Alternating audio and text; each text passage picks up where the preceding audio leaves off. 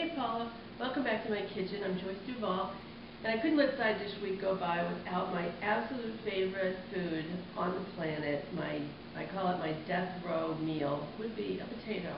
That's all I want. I love potatoes. So I thought about it, and I had to think about what was my favorite all-time potato recipe, which is really hard because I've got a bunch of them. But I remember as a child, my grandmother would go over to our house on Sundays for dinner, and my grandmother would always ask me, what do you want for dinner on Sunday? And I would always say, I want your potato croquette. And of course my grandfather was thrilled because that meant he was going to get mashed potatoes on Wednesday, and that was his favorite. But I decided to take it to a new place with the Philadelphia cream cheese, and I added some other ingredients. And I think my grandmother would be really, really proud that I messed with her recipe. I think she'd be proud. She'd be mad or proud. I can't decide which one, but I messed with the potato croquettes recipe, and I think I came up with a fantastic, brand new potato recipe that hopefully you'll love. I'll show it to you right now. Okay, I'm going to start with my creamy, puffed potato croquette. Here we have my leftover mashed potatoes, my grandfather's favorite. And I have about 2 cups here. I'm going to just put right into this bowl. They're ice cold out of the refrigerator. I love recipes for leftovers. I never get tired of eating the same thing for a couple of nights, especially now with my kids gone. I always have leftovers. Never used to have leftovers. Okay, so we have those 2 cups of cold mashed potatoes, the leftovers. I'm going to take 1 egg. And I'm just going to beat that up a little bit.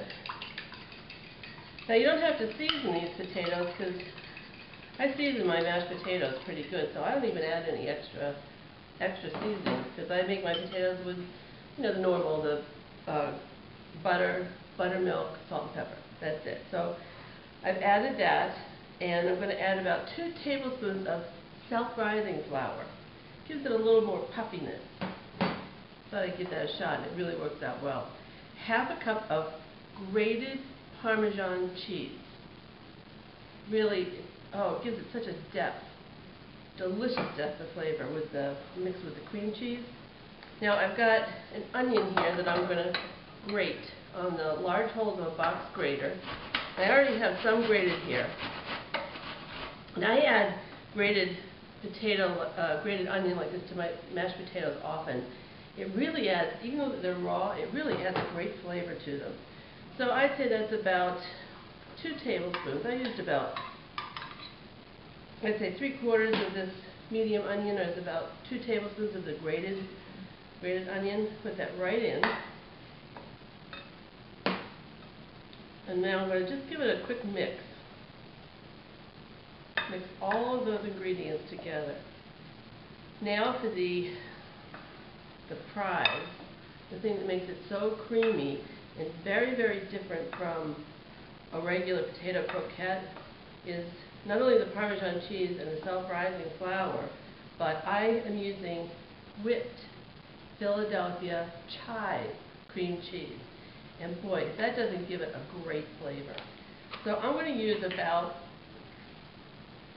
4 ounces of this. That's about a half a container of this whipped cream cheese. And I'm telling you, this whipped cream cheese mixes in to this so beautifully.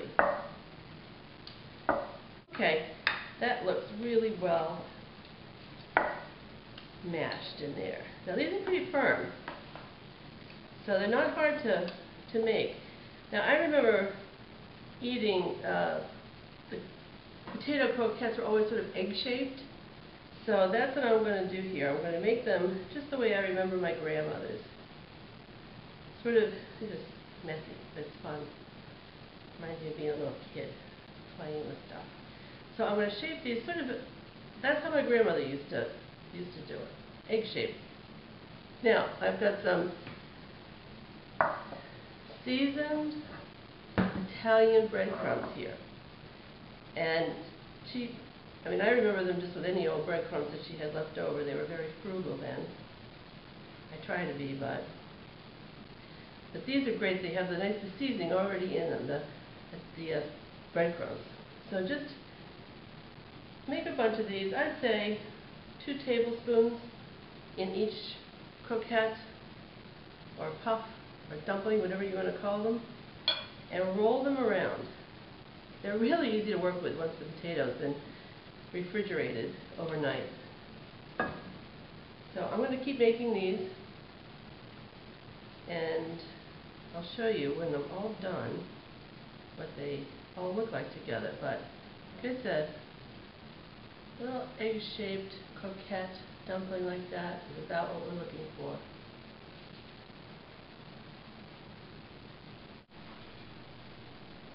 Okay, I'm finishing up the last of the croquettes here, and this is what I've got. I've got about 19 of them here, which is, if you'd serve about 3 each, it's a serve of 6, and of course that leaves 1 as a test for the cook, so I planned it very carefully for myself.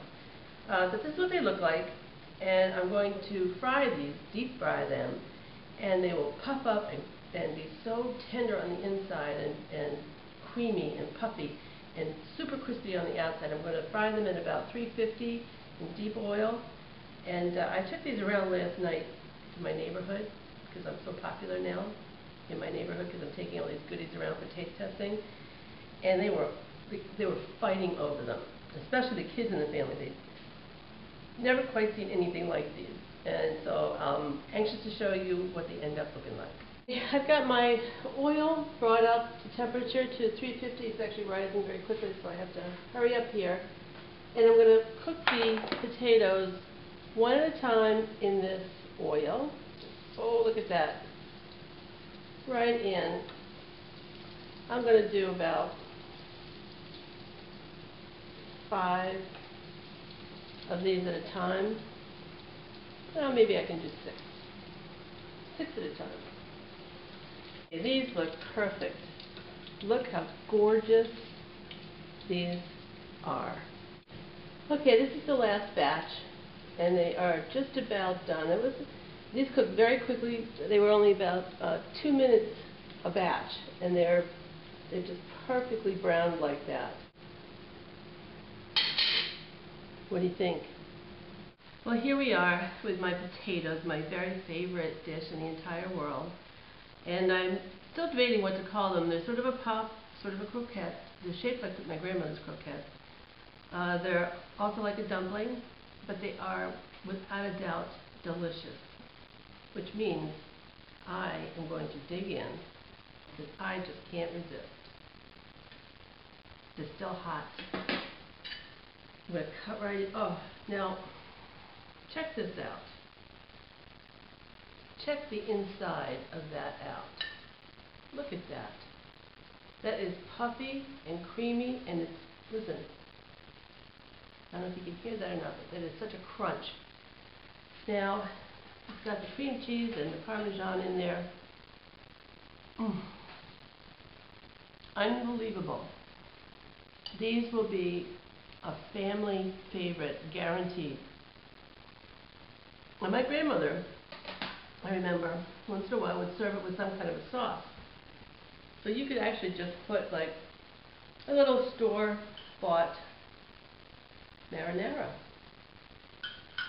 on top if you wanted to. How about a little store-bought marinara? How easy is that? A little sauce to go on top? Doesn't need it, believe me. But it really is a fun addition. That works. Alright, well, look at all these that I have. All my little friends in the neighborhood are going to be so excited. I hope you enjoy this. It's a real twist. I hope my grandmother is not mad. I hope she thinks that she's really proud of me for taking her recipe and taking it to a new level. I think she'd be proud. I don't think she's mad. I think she's proud. Not mad. Proud? Yeah, proud. Bye-bye.